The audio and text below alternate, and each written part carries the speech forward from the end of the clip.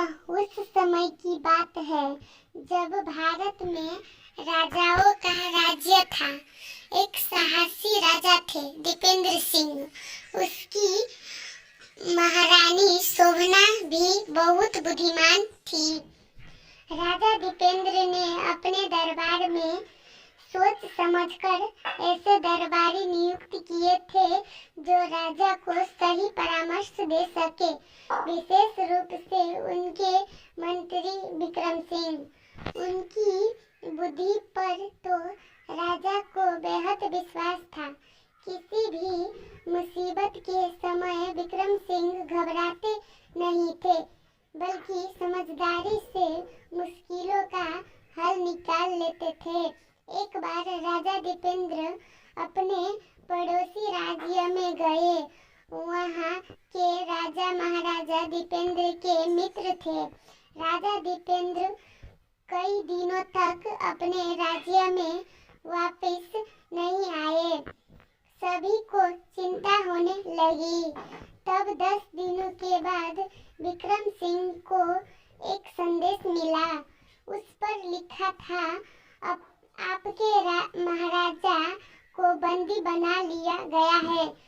यदि आप अपने महाराजा को यहाँ से ले जाना चाहते हैं तो राख की एक रस्सी बनाए। उस रस्सी से बांधकर ही आपके महाराजा को कारागार से बाहर लाया जाएगा। यदि ऐसा न हो सका तो महाराजा को हमेशा के लिए कारागार में ही रहना पड़ेगा। राख की रस्सी। विक्रम सिंह को आश्चर्य हुआ। यह कैसी अजीब शर्त है। वो 2 दिनों तक सोचते रहे।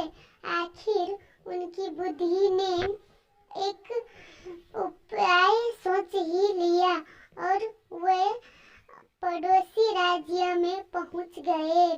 पड़ोसी राज्य के दरबार में पहुंचकर विक्रम सिंह ने कहा, राख की रस्सी बनाने के लिए मैं तैयार हूँ, लेकिन उसका उपयोग कैसे करना है यह आपको तय करना होगा।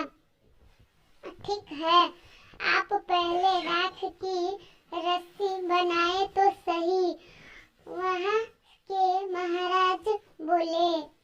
तब विक्रम सिंह ने कुछ चीजों की मांग की। ये चीज थी थोड़ा सा जूट, दिया, सलाई और एक ऐसा कमरा जिसमें कोई खिड़की या हवा आने का कोई रास्ता न हो। जूट और दिया सलाई लेकर विक्रम सिंह कमरे में चले गए और दरवाजा अंदर से बंद कर लिया। 3-4 घंटों के बाद वे बाहर आए। उन्होंने वहाँ के राजा से कहा, महाराज, रस्सी तैयार है। राजा उत्सुकता से अंदर गए तो रेवा जमीन पर एक लंबी राख की रस्सी रखी थी। उन्होंने ध्यान से देखा तो समझा में आ गया कि यह रस्सी कैसी बनाई गई थी।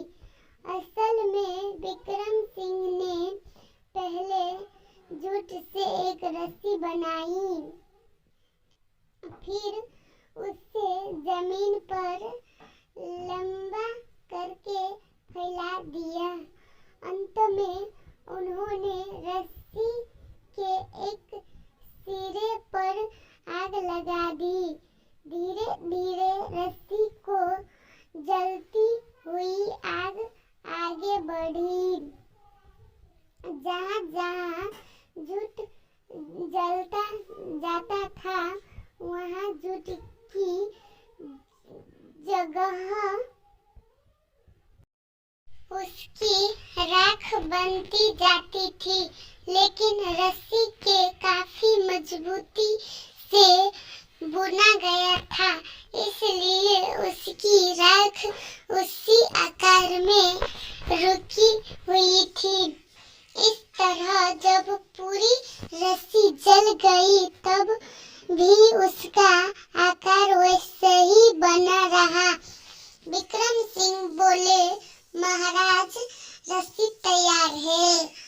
अब आप अपने सैनिकों से कहें कि इस रस्सी को लपेटे और महाराजा को बाहर ले आए। राजा विक्रम सिंह को बुद्धिमानी देखकर महाराजा बहुत प्रसन्न हुए। तभी महाराजा दीपेंद्र उस कक्ष में आए और बोले, इसलिए आपने एक हवा रहित कमरा मांगा था, जिससे कि हवा की रस्सी का आकार न बिगड़े। वहाँ विक्रम सिंह, आप सचमुच बुद्धिमान है।